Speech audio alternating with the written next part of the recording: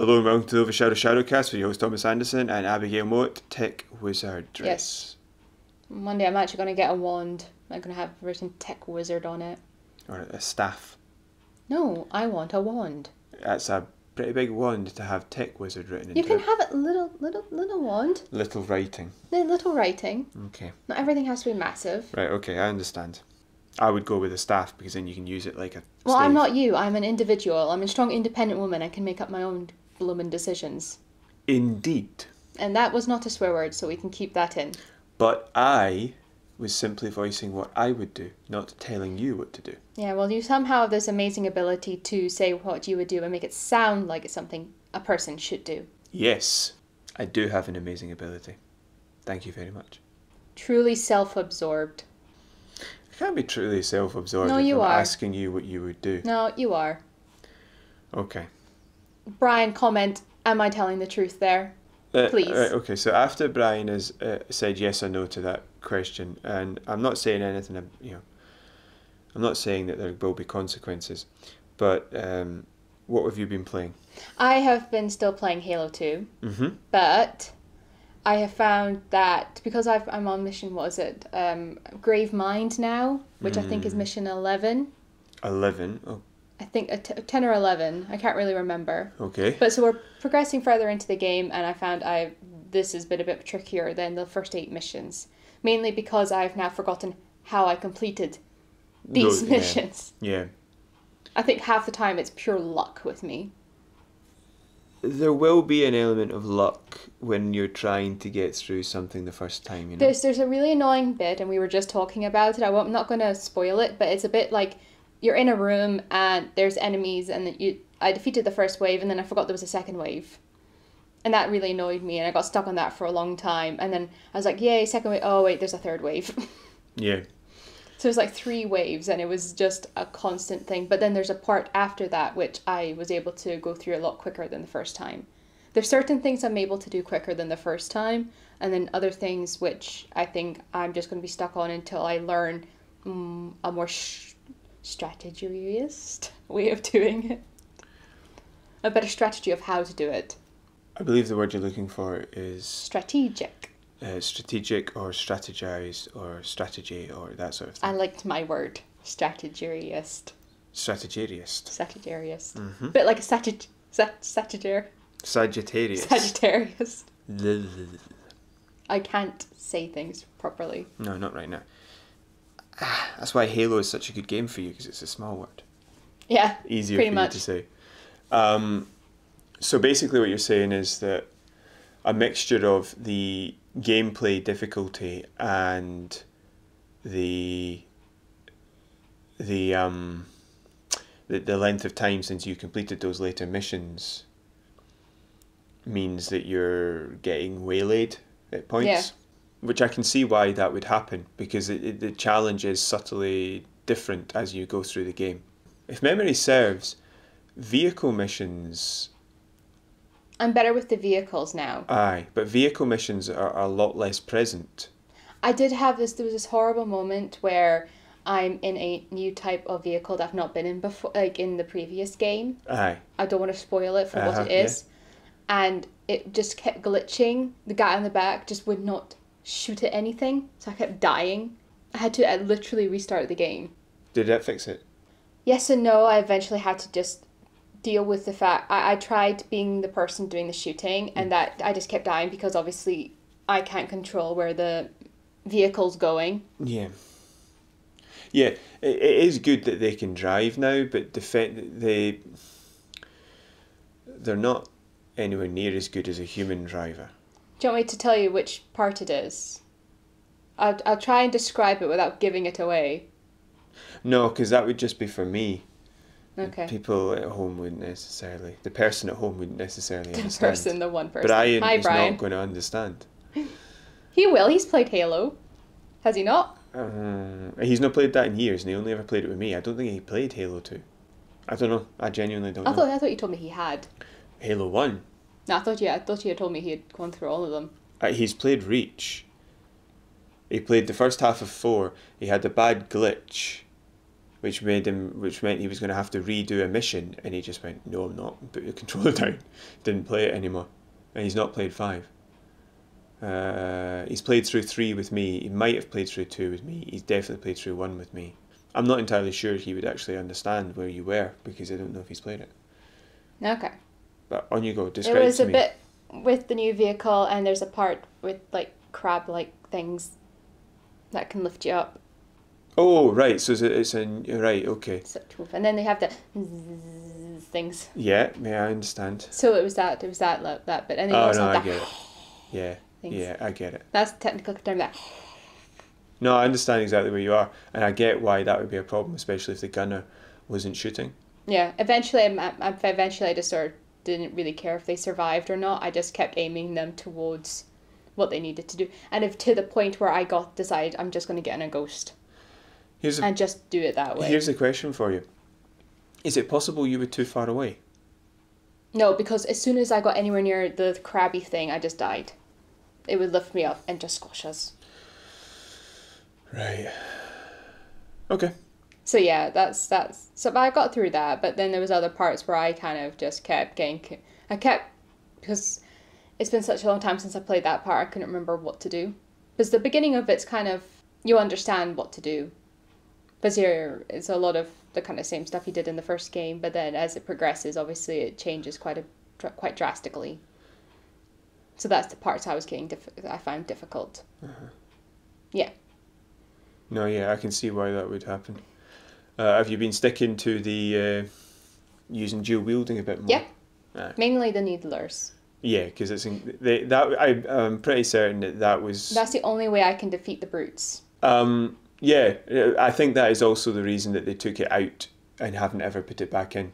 Is the fact that that's the only way I could defeat those Zenit, because I could not do it any other way. Yeah, but I think that is one of the reasons they took it out. Probably the biggest one, because if you run around with dual needlers, even if you get killed, nobody's surviving that. No, there's been a fair few times where I've blown myself up. How? Because I've been too close to the. Oh, you've been too close to the super combine explosion. Yeah. But also, I would just like to say that recently my TV had a bit of a growth spurt. Yeah, you've now gone from a tiny little TV to I've gone from basically we had a television and it broke, so we had to get a new one, and then that one lay in kind of disrepair for about a year, and then we finally got it fixed. And my parents were like, "Do you want it in your room?" I was like, "I don't know if it's going to be too big." It's just the right size. Because I went from a 22-inch television to now 44-inch television. It's 44. Yeah. Right, that might be slightly too big. I think it's definitely 40 or 44. It's definitely in the 40s. 44. Mine's is a 32, and that's plenty. Yeah. But this thing just takes over my room now. But it's better. It's better than the other one. Yeah, because I can actually see everything. Like, things feel a lot clearer. But now I don't have to sit like really close to my television to really see things. Before I had to do that. Yeah, now you can sit basically reclined. I can now sit at the other end of basically at the other end of the wall. Aye. Other end, like right up against the wall. That's what I meant. But next things is the monitor for your computer. PC. Because you had a look at that. I mean, it's a disgrace. It's not your fault, but it's a disgrace that the resolution is that bad. Because it's blurred, basically. Yeah. Everything is blurred. So but we need to get that. We need to get a microphone. Yeah, that's what we're organising. Yeah. At the minute. At the moment, I'm kind of dithering on what kind of monitor to get. I don't know if I'm going to get one of those like value pack things where you get a monitor and then loads of other things, or if I'm just going to specifically go with a monitor that I quite like. Yeah. The curved one. Yeah. Don't know why I said like the curved one. Yeah, I don't know why either. I think it would be called a bundle. What was it? A periphery bundle. Yeah. Is what mine was called. I like a value pack. I like that idea better. A yellow stickered monitor. Because the pack's about like £50 or £60 more than the actual monitor, I think. Aye. Wait, if you get... What is it? Your keyboard? You said your keyboard and mouse are fine. Yeah, but the speakers, I kind of like the glowy ones. The glowy. I would recommend the one I got then. Yeah. I only have very occasional issues. But the problem is that what is it now? The hertz is different. the hertz on just the monitor, I think, was 144, but the one on the monitor that you have is 75. Yeah, but I've not had any difficulties with them. I know, but I don't know. That's fine then. Go higher. I don't know. Yeah. So the hertzage is the thing. You've got a bug up there. So the hertzage is what's pulling you back from getting a bundle. Yes. Right, because it'd be way cheaper to get the glowy Keyboard. stuff, and yeah, I mean my mouse has a button on top that if you press alters the speed of the mouse movement on the screen. Oh. So if you need to move from one side to the other, you don't have to rack it over several times. Okay, that might be better then. It's just the only problem you do have is you occasionally bump it while playing something. See, the one problem I do have with the keyboard and the mouse I have at the moment is one, it feels cheap, and two, because of how the actual PC is set up, it's on the floor. Right. You know, the actual tower. Tower, thank you. I'm like, it's not monitor, it's not console, what's it called? It's actually on the floor. So's mine. But there's not a lot of give. It's quite short, the cable. The cables. No. Yeah. Okay. So the mouse and keyboard cables for me, I can happily sit and recline in my chair and pull them the whole way along my desk, and my desk is enormous. Yeah. So I reckon you'd be fine if you got that bundle with the cables. The keyboard also has macros in it. What's that? So you can set up, say for example, you quite commonly do a function. So say if it's editing, you'll pause, you'll put in a marker, and then you'll restart the video. That's what I do if I'm putting the pictures in. Yeah. Or a video. So I edit with my keyboard. I don't edit with my mouse. Right. So the point is that you can do that by doing a macro with the keyboard, so that when you hear something that you need to remember is there. Yeah. You'll hit a button and that'll do it all for you. It'll pause it, put in a thingy, mark it, and then start the play again. Mm-hmm. You can even have it type. So it'll type in something like picture here or edit this or something like that, and you can have that in a different macro button, and it'll do that when you press that button. You code it yourself. You program it yourself. Too advanced for me. Too advanced. Let's reel it back. Mm-hmm. Let's continue with what we were talking about, because we've gone off on a tangent again. Okay, so Halo 2, how are you enjoying it? Yeah, because what I'm doing is a lot of the cutscenes I'm watching it in the old graphics compared to the new, and comparing it to the new ones. Mm-hmm. And then you think, wow, yes, this was made a very long time ago. But it's still good. Aye, it was made 2004. There's like one character, which I will call the Worm. Aye, but it's not a worm. No, we will call it the worm. I will call it, because I don't know what it's called, I can't remember. But in the new graphics, it looks very sleek, it looks really cool. In the old graphics, it literally, there's like layers and layers that are just like all over the place. To me, it still looks... It looks like impressive, it looks cool, it looks like an alien thing. Aye. But at the same time, it looks a bit mad, comparing it to the new ones. Yeah. Oh, I also figured out I can change my icon on Halo. You know, you've got like a little silhouette-y thing that has like a picture and then your name. Yeah, I know. I changed it. I've been telling you that for ages. Yes, and I finally changed it. Right, so I look forward to seeing what you've picked. Yes. Right, so... Because it kept telling me I've got new unlocked features, and I was like, what is this? So I decided to finally go in and have a look. Aye. I think I liked the one. I preferred if they had nicer colours. That's my only gripe. The colours have to be quite stark, because if they're too subdued, you basically have an advantage. No, I think they're too subdued, the colours. Really? And the little icon with your name? Oh, no, the icon is subdued. Yeah. I don't like that. I like a nice, vibrant colour. Right, so that's so that you can see through it, so the name list doesn't block the screen. I still would like a more vibrant colour. But it's all a bit wishy-washy. I'm actually quite interested now that if you've taken that much time to go through it to see what it is you've actually picked. Because mine is, I'm happy to change the background thing on the name tag. You know how there's like little assault rifles or whatever at the corner? But I quite like my my logo. Mm-hmm. It's very similar to the logo I had. I still think the best games for that sort of thing are, you know, like Reach 4 and 5, obviously, because that sort of stuff's much more common.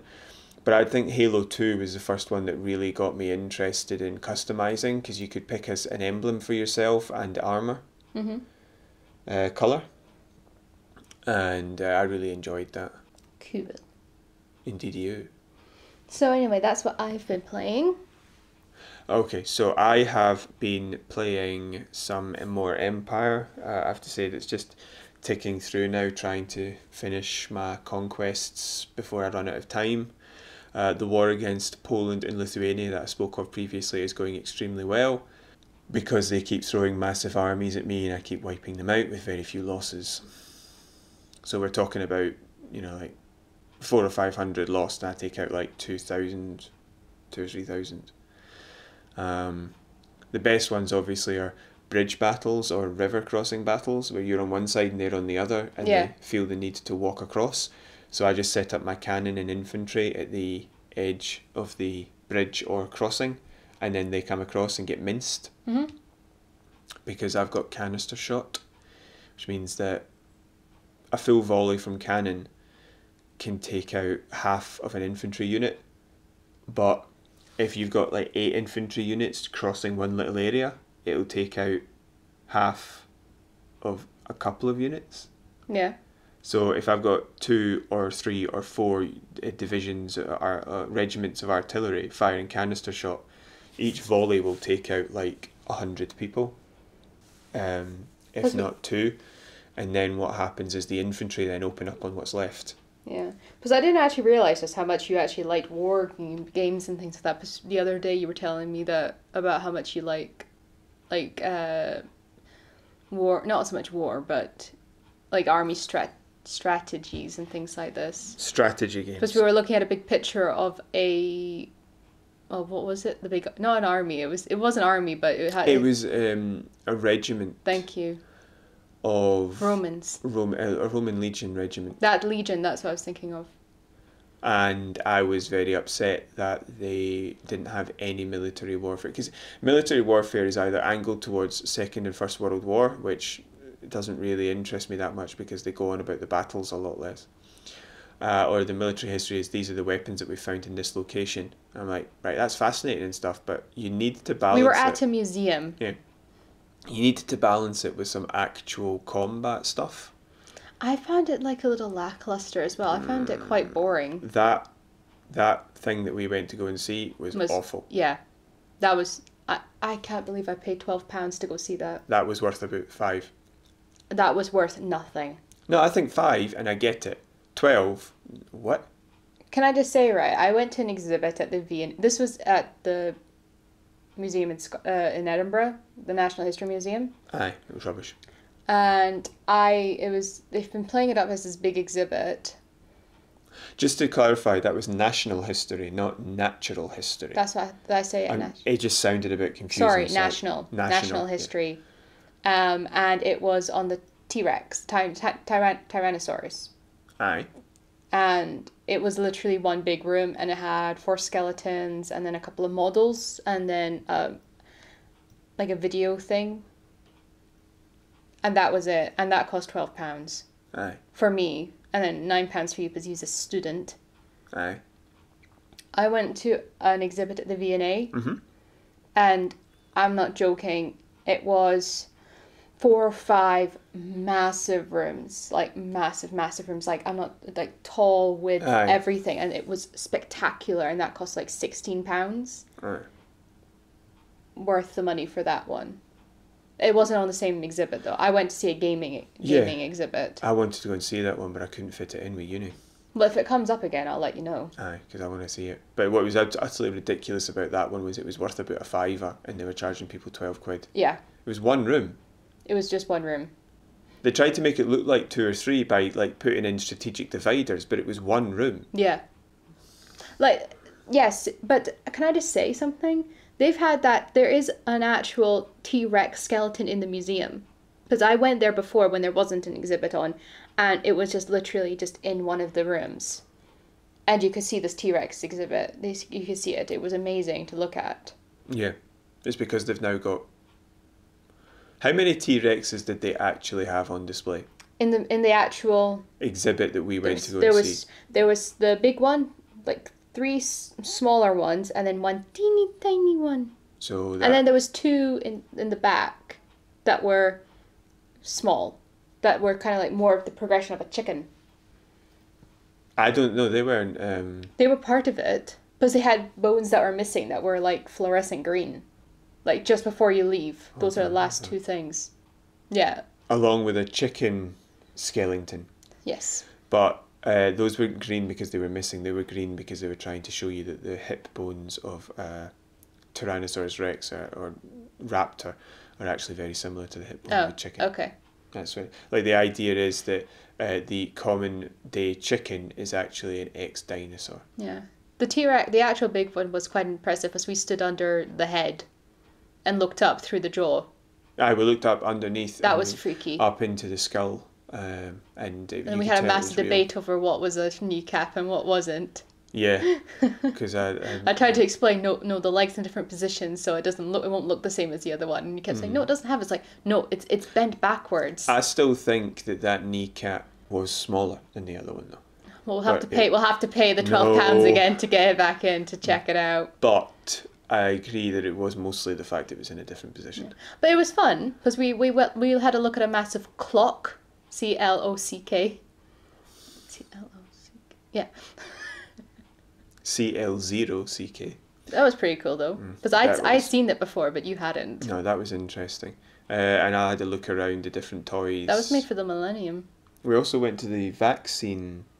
Yeah, and you created a virus that... Well, I found out what virus I was, and it turns out I was sleeping sickness. Which is just perfect. Considering I don't sleep very well. Yeah. It was the perfect representation of you as a virus. Because you put everybody to sleep. Sexy. I always thought I was very sexy.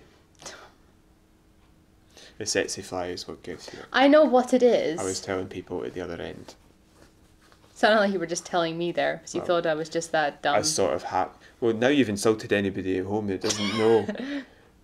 I'm saying that most people know what that is. Well, the difference is, of course, that you were actually at the exhibit, so you would be very dumb if you hadn't seen that, whereas... And then we got chased out because the museum was closing. Aye. We had a look at the Scottish history stuff. That was Battle of okay. Culloden, William Wallace, Robert Bruce...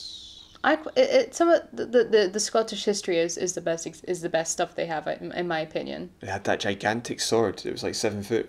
That was bigger than 7 foot, I think. I think it was off the ground quite far.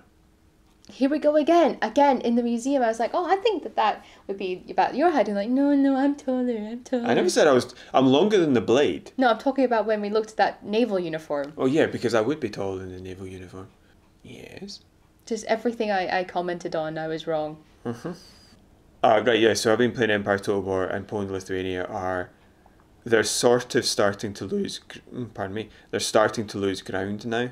Yeah. They're really struggling to keep up with the fact that my armies aren't losing. So even if I lose, I won't lose an actual regiment, I'll just lose a city, which had some Firelock armed citizenry in it.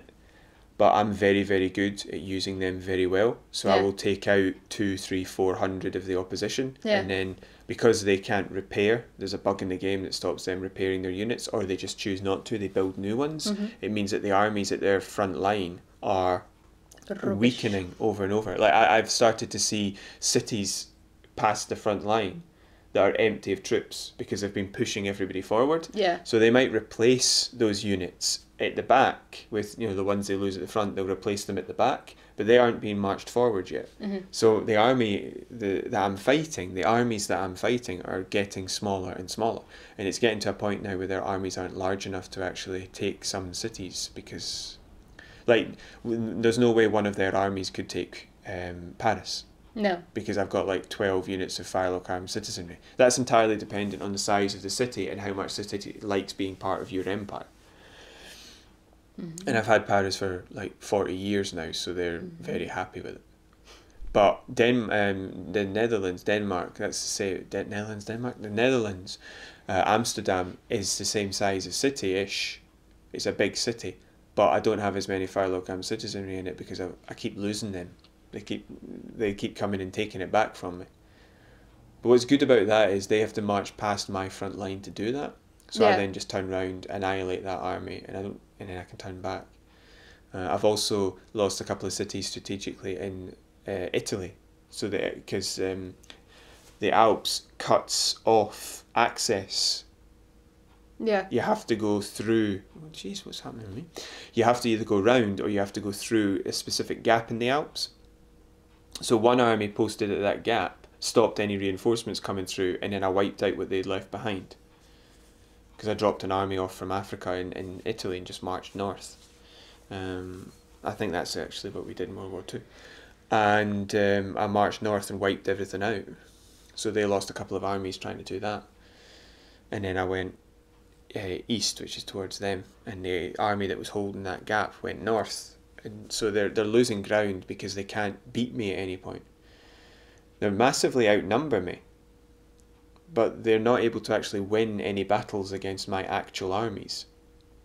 They're too good, and so they're only able to win against Firelocam citizenry. But even against that, they lose 400 or 500 or 100 or 200 or 300 depending upon the size of the armies involved. Mm-hmm. And more often than not actually win the fights against with the Firelocam citizenry, against them. So they're just not, the strategies aren't good enough, and the macro strategy of what to do on the actual battle map is pretty terrible, because they've left a huge big gap in their country where there's no armies. So once I beat this front line, I should be able to take like half their country before they've got anything left to fight me with. Oh, well done. So, and then once they're done, I own like half of Europe. I will own a decent chunk of India, and I've got all of the Americas. So they're not going to be able to stop me. Cool. Well, it sounds like you're having a good time at that. Mm-hmm. So shall we move on to the stories? Yes, we shall. After that thrilling interlude about... It's just really nice for a change to have a late game war that's actually difficult. Yeah. You know, like usually I'm up against 5 or 6 countries in Europe that are weakening each other and me, and I own so much of the world that there's no way they're going to stop me, and I land 10 armies and just wipe them out in 5 turns. Yeah. Now that that war started and I only had 2 and they had 8 or 12 or 15. Mm-hmm. And then I had to send more from around the world, and it's a proper full scale, heavy, big conflict, and I've never actually had one of those before, so it's nice. Yeah. So the first story we have is about Ubisoft, Mm-hmm. which I discovered was apparently Ubisoft. It's a French company. I didn't actually know that until I looked up this story. So is it French or French Canadian? French. I believe so. Ubisoft. Go ahead. That's terrible. So, like I was saying, it's about Ubisoft. So I think that they had to announce to their shareholders what their plans were for the next year. Mm-hmm. So they have announced that between April this year, 2020, and March 2021, 5 AAA games will be released. What's a AAA game? It's like Super Ultimate Coolio. Okay, so normally it's the amount of money put into it. Yeah, it's like... That then relates to the number of developers that they have, and artists and writers and all the rest of that. They put a lot into it, basically. It's like the creme de la creme. It's supposed to be the creme de la creme of games. Yes.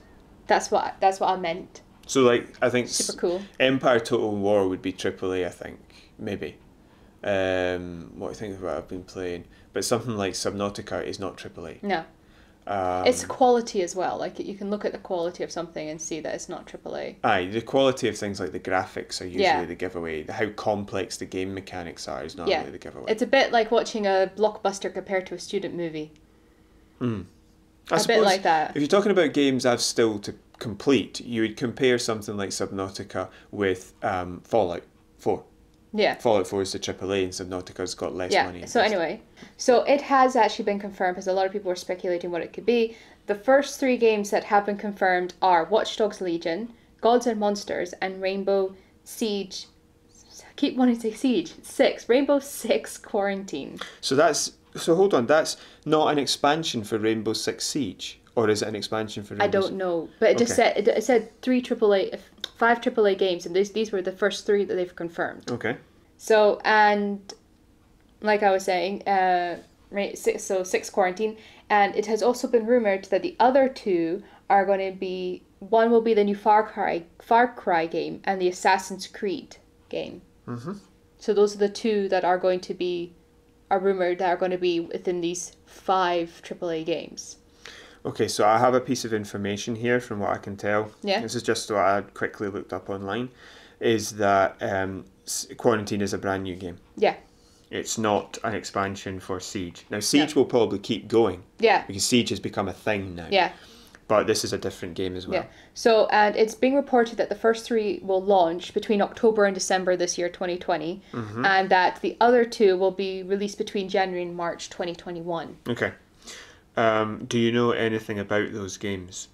All they've said is that it's rumored that it's going to be Far Cry and the new Assassin's Creed game, which people are believing the Assassin's Creed is going to be a Viking-based game. So the Ragnarok / Kingdoms that we spoke of before. That's what some people are theorizing. This is people speculating over this.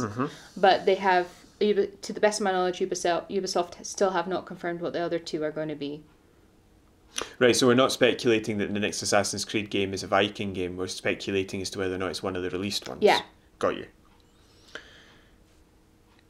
So my question then would be, what do we know about these games? The 5 games. So we don't know anything about Far Cry 6. No. Do we know anything about Assassin's Creed? Other than it's Viking. Well, people were... And there's a character in it where you choose the character's gender, but you're not picking between 2 characters. Yeah. That's all we know? I believe that's all we know. Okay, what about the other 3? I don't know. Okay, so... Because pretty much all I could find about the story is that those are the titles of the next 3 games, and I couldn't actually find anything else about it. Okay, so could you just give me... I already have information in my head about 2 of those games. Okay. So if you can just read them out, I'll tell you what I know. Okay, so Watch Dogs Legion. What do you know about that? Legion is set in London. London. Which means see if there's a mission in that in which you have to actually stop Parliament from collapsing. Because Watch Dogs is like a... I'm not going to want to do It's like that. a spy game almost. It's I've seen... It's like a hacking game, basically. Yes. I remember. I have a vague recollection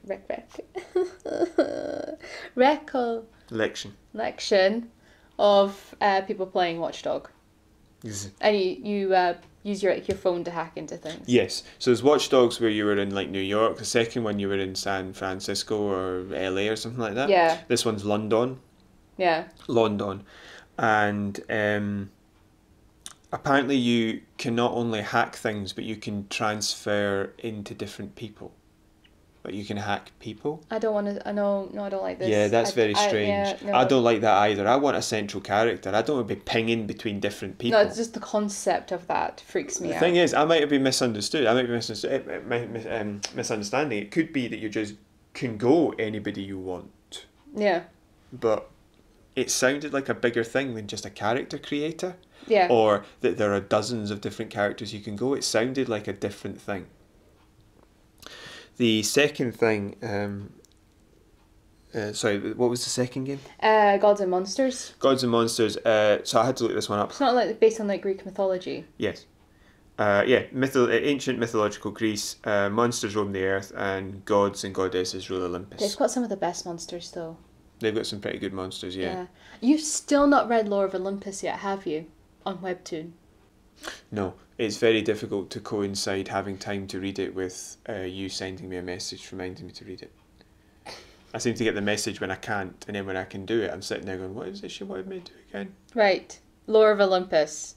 On Webtoon. It's actually very good. I highly recommend it. Right, in that case... You need to download the app. Right. Webtoon. What to do is send it to me along with the monitor and microphone information. Or you could just listen back to this. Whatever. Or you could just actually remember, as I've told you about 5 times in the past 2 months, please read it. I think you'd actually really enjoy it. It's a retelling of the Persephone and Hades story. Okay. Okay, what's the next game? Rainbow Six Quarantine. So what I know about that is that it's set slightly in the future, and it's about a pathogen that's been released that it has that kind of idea. Even sound was obviously quarantined. So basically, your team is used militarily to keep the pathogen quarantined. So Yeah. you basically go in and pacify any areas that might cause a problem. Yeah. And the other And I don't know anything about Far Cry. So Far Cry is different every time. So we Okay. can't, and so is Assassin's Creed, but there's like a common theme to Assassin's Creed, but we can't, Far Cry could be anything. Because they've gone back in time, forward in time, stayed in time, which I think is a line. Can you tell who wrote up Poppins. these stories that we're talking about this week? Yeah, you did. Yeah. The girl who knows nothing. Well, you've done pretty well so far. I think that's all that we have to talk about. Ubisoft are in a bit of trouble right now. They've not released an awful lot of games in the past couple of years. No. But if that's because they happen to have 5 coming out at once. Yeah, within a year. That's quite a lot, isn't it? Yeah, I'm going to assume that these are monthly releases and they're not just dumping them all on the same date. Yeah. But I'd spread them out more than that. That's 5 games in 6 months. Well, unless they're just trying to corner the market for Christmas. Well, I don't think that's going to work. I think they need to spread them out more. Well, this is rumoured when they're going to be released. I don't think they've actually confirmed that these are going to be when they're going to be released. They've confirmed that's going to happen within the year, but I think this is when people are speculating when they're going to be released. Right, but it's still too tight because they're not ready to release any of those yet, so No. they can't release them early. I think they should push it back. Yeah. Those 5 games could be released over the course of a year or a year and a half, and people would be happy. Yeah, but maybe the other 2 aren't going to be the Far Cry or Assassin's Creed. Maybe it's going to be something completely different. It doesn't matter. 5 games. But You're what asking a lot. happens if the other 2 are going to be secretly connected to the 3? Unless they have data that demonstrates that those games are not bought by the same people, Yeah. they're just going to corner themselves out of the market. Okay. Because that's 5 AAA games, and you need everybody to buy them that would buy them. You can't have somebody say, Because these are going to be expensive when they come out. Yeah, you're not going to have people say, no, I'm going to get 6 Quarantine as opposed to Watch Dogs How much do you Legion. think they're going to be? Like, what, about £60 each, do you think? Yeah, probably. That's a lot of money. So they're going to corner themselves into a bit of a trouble, basically, Yeah. if they try that. Yeah. And that's the problem. So should we move on to the next story? Yes. So the next story we have for you is about EA. Now, if you don't know... Evil Arts, as I like to call them. EA took a bit of a hiatus from Steam, and you don't know what Steam is. Steam is an online gaming store. Shop. What about we agree on Marketplace? A place where you buy things. Thank you. Anyway, so people have been recently saying that a lot of older titles on Steam have increased in price from EA. So all older titles from EA, a lot of them have So what you increased mean in is price. older games which have returned to Steam That were already on Steam. have increased. They were still there. Yeah. So they haven't been adding new titles. No. Right. So they've increased their prices. Yeah. For the games that they had left on Steam. Yeah. So, but this only happens. However, this only seems to be outside of the US. People aren't reporting this in the US. They are reporting it in a lot of other places. Right. Not everywhere else, but a lot of other places, including the UK. They have only recently returned to the gaming store, like I said. So some examples of the games are, it's been reported that Dragon Age Origins Ultimate Edition, for instance, is now $24.99, a £5 increase, and that the SimCity 4 Deluxe Edition is now $17.99, more than double the original price, and it's 16 years old. Mirror's Edge, which is 11 years old, went from $9.99 to $17.99. It's usual for big companies to hike up a price before a big sale, but I don't see any evidence of a sale coming up, and this does not appear to be the best way to come back to Steam, basically. So they've started releasing new titles on it as well. I don't actually know if they've started releasing any new titles, because I actually had a look on Steam myself, and yes, these are the correct prices for all these games. Right, but so basically what you're saying is that you don't think they're going to be coming back to Steam because they seem to be just trying to turn it into a cash pit for what they already have. Yeah, because I was even having a look at all the other Sims expansion packs, and they're also $17.99. Right. Okay, so yeah, because if you look at some of these games, Simla can't compare, but Mirror's Edge and Dragon Age Origins. So Dragon Age Origins Ultimate, right? You can get Origins Ultimate. You can get that for like 20 quid. Yeah. I think 15. I've got one here on Amazon if you have a DVD drive for a tenner. Yeah. So this backs up the question is why have they suddenly hiked up? I mean, the one that was like Mirror's Edge being increased by... No, because the point is that Dragon Age Origins is worth like 40, even today that game is so good it's worth 40 quid. That they've hiked up all their prices. Yeah, but I'm just saying that's worth up to 40 quid, I'd but say. they shouldn't be hiking up the prices on old games. No, I get that, but what I'm trying to say is that I can't say it's not worth it. It's worth that amount of money. I don't think that Sims 4 expansion pack should be doubled. I can't answer that because I've not played it. I'm just going with the 2 that I've played. Okay.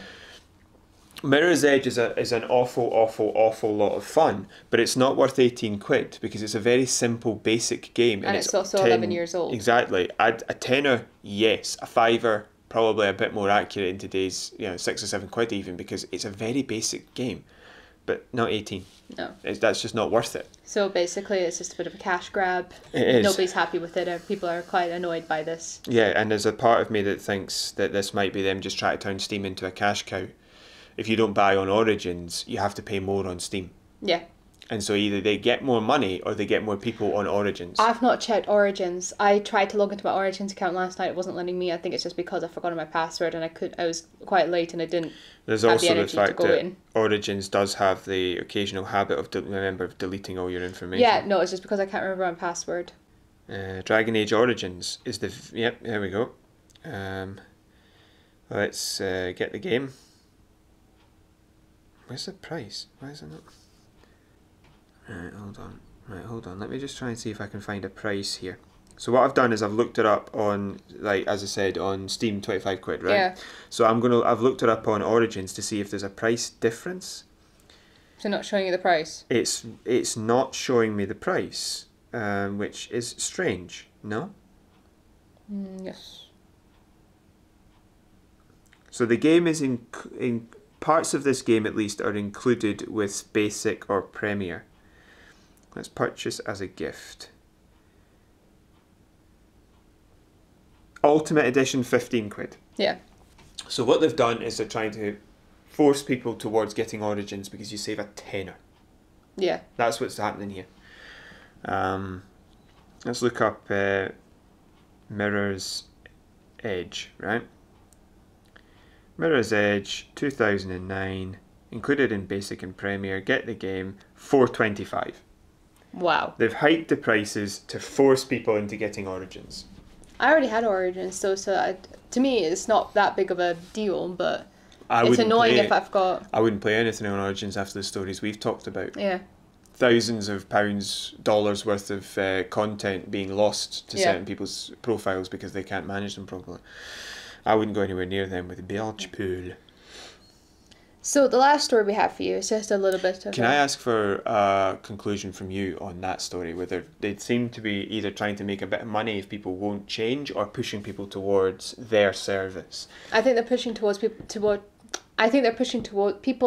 They are pushing people towards their service. There we go. Right, but I'm asking whether or not you think that's okay. Because it's not okay. I think it's okay to push people towards, give them a bit, but... When you hike it up that much, I don't agree with that. Yeah, because it's like 4 times the price for Mirror's Edge, and an extra tenner is, you're talking like an extra 66% to own the game off of Origins. Yeah. And Origins isn't just not, it's not nice buying things from EA if you don't like them, but the primary problem that you have here is the fact that it doesn't work properly. People lose stuff all the time. Yeah. And that means you can't do this. If your system is at least secure and works, I don't mind you having a bit of a price cut. Yeah. I don't mind you having exclusives, because PlayStation and all that do that all the time. But could you imagine how annoyed you would be if a company released a game only on PlayStation, you buy a PlayStation, and then it doesn't work properly? Yeah. Or the game works fine, but every now and again your saves disappear, or you then can't access your profile because it's been deleted. Mm-hmm.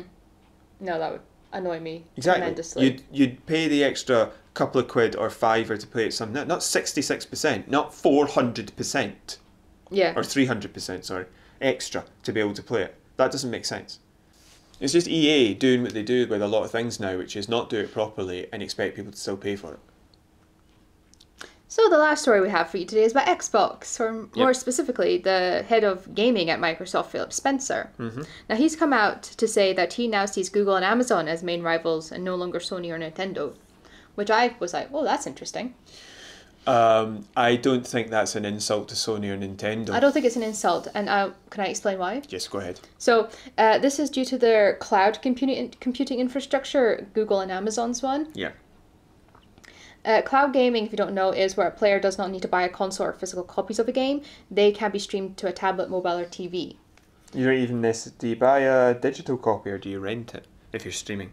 It's like a subscription service, Got which you. I would have gotten to if you had given me the chance. Sorry.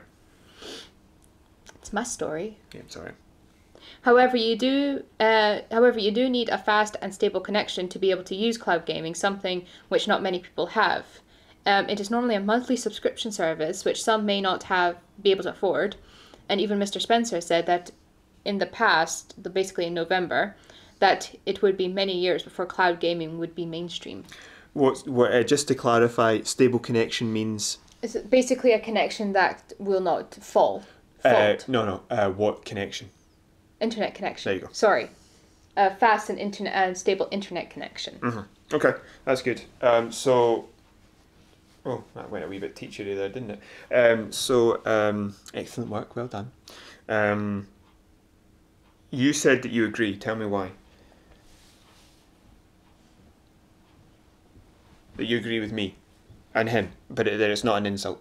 Yeah, basically, because Google obviously came out with Stadia. Which is a complete failure. Yeah. But yes, they did come out with it. Yeah, but also, if you look at how... Do you remember when things... If we're going by streaming services... Aye. Do you remember when things like Netflix and Amazon Prime first started to come out? It was like there was this big thing about will people actually use it? And I remember sitting going, who's going to pay that much per month to watch some TV shows? I can get it on my television for nothing because my parents pay for the subscription service that we already use for something else. But it was like a thing that I don't think not a lot of people were going to have. And now Netflix is one of the biggest things in the world. Amazon Prime is also one of the biggest things in the world. So if we're talking about things going by subscription service, I think more people will be more likely to do that. Because if you have a subscription service for, say, I don't know how much it's going to be, like £15 a month or something like that, that's still cheaper than buying a £60 one game. So I think that is a good idea. I think that is how it's going to eventually go. The issue is with games coming on and off, cycling them. I wonder if this is going to have that. Well, the games companies have to make their money somehow. Yeah. And they can't just keep paying every single game company for putting their game on the service.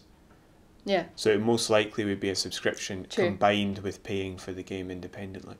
And that's how they would pay the game company. Put your game on the service and you'll be paid for access by the player. Because Microsoft are already working on this. And they've got something quite similar in terms of the Game Pass, I suppose. And the Ultimate Game Pass then works for PC. So the thing is, he's not insulting them.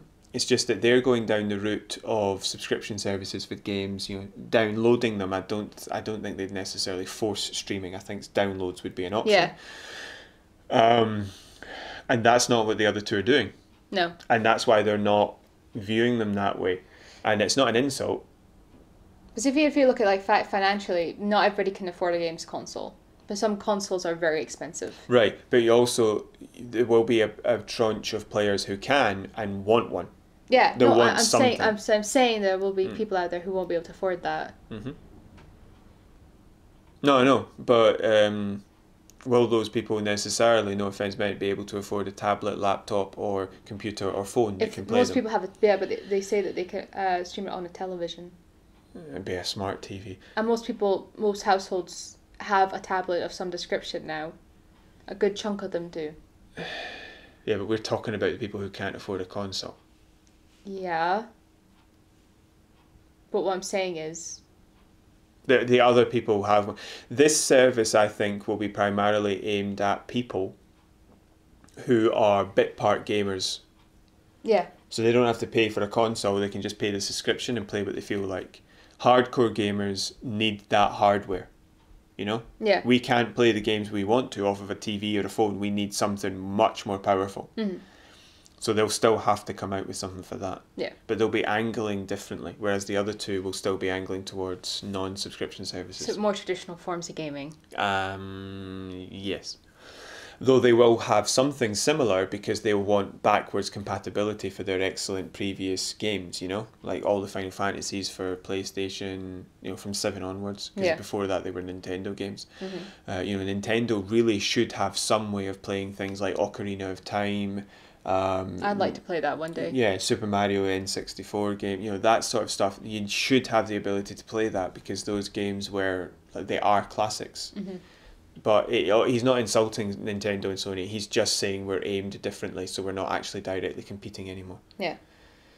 And genuinely, Amazon might have a lot of money and Google might have a lot of money, but Xbox is sustaining itself quite happily while it builds towards this and has much more expertise in the field. Yeah. So it should crush the other two. I always felt like whenever people used to talk about, like, say, like a PlayStation, because not so much Nintendo, but PlayStation compared to an Xbox. In terms of, I don't know how to describe it. An Xbox is a Volvo. It is reliable. It is sturdy. You know what I mean? And Right. and a PlayStation was like a little more like a sports car kind of thing. That's how I always interpreted it. The PlayStation quite often puts a little bit more into its actual capacity to play a game. Yeah. Because quite often they beat the Xbox, but then the Xbox releases a superior version of the Xbox, which then beats the PlayStation. Yeah. So it's like the Xbox needs a second go. But I mean, like, whenever people used to talk about it when I was at school and things like that, Well, that was always my impression of it. It's a bit different because I was a bit old. I was a bit older. I'm a bit older. So for us, the console wars started with N64 and PlayStation 1. All right. So it was not Xbox, PlayStation. I'm only 2 years younger than you. How can I not know this? Well, because the Xbox and PlayStation 2 and all the rest of it came out in 2001. Yeah, so I would have been 9. Right, so when I was 9, that was, you know, it'd been a couple of years of an N64 and PlayStation 1. I think the big thing when I was younger, it was the GameCube. I see, you're a generation out. Yeah. Yeah. So I remember everybody used to talk about GameCube, and that was all anybody ever talked about it. Or that, or Game Boys. I liked the GameCube. I think there were a couple of good games, but most of the games Simpsons on Road GameCube, Rage. the GameCube, most of those games were available on a different console. Like I believe that Star Wars Bounty Hunter is my favourite game that I have on GameCube. It's available on PlayStation. Yeah. So, you know, I really think that Nintendo should have more. Nintendo especially should have more backpat. And they don't. PlayStation has it here and there, and they're wanting it for the PlayStation 5. But Nintendo just seems to be like, whatever, I don't care about what came out before. And that's not right. They need to have more focus on it because there's some really great games that people either haven't had a chance to play or want to try again. Like I wasn't able to to complete Zelda or Super Mario 64 because I just wasn't good enough at that age. So I really want them to do something about that. So we hope you've had So I hope you've enjoyed listening to rant and rave about legions and T-Rexes and all that jazz. All that the jazz singing T-Rexes, Yes. legions of jazz singing T-Rexes. So if you like what you heard and you want to hear more, you can subscribe to our channel. You can hit that like button, hit that notification button for when we upload. You can leave us a comment below. That would be fantastic. You can email us at overshadow.shadowcast@gmail.com. We're still not utilizing the Facebook page yet, but it is there at overshadow.shadowcast. At overshadow.shadowcast. At overshadow.shadowcast. And all that's really left to say is goodbye and thank you for listening. Well, I did have one last question actually now that I think about it. So imagine what Watch Dogs would be like if the Legion represented the Roman Legion. And we are leaving now. So thank you very much. Goodbye. Bye-bye.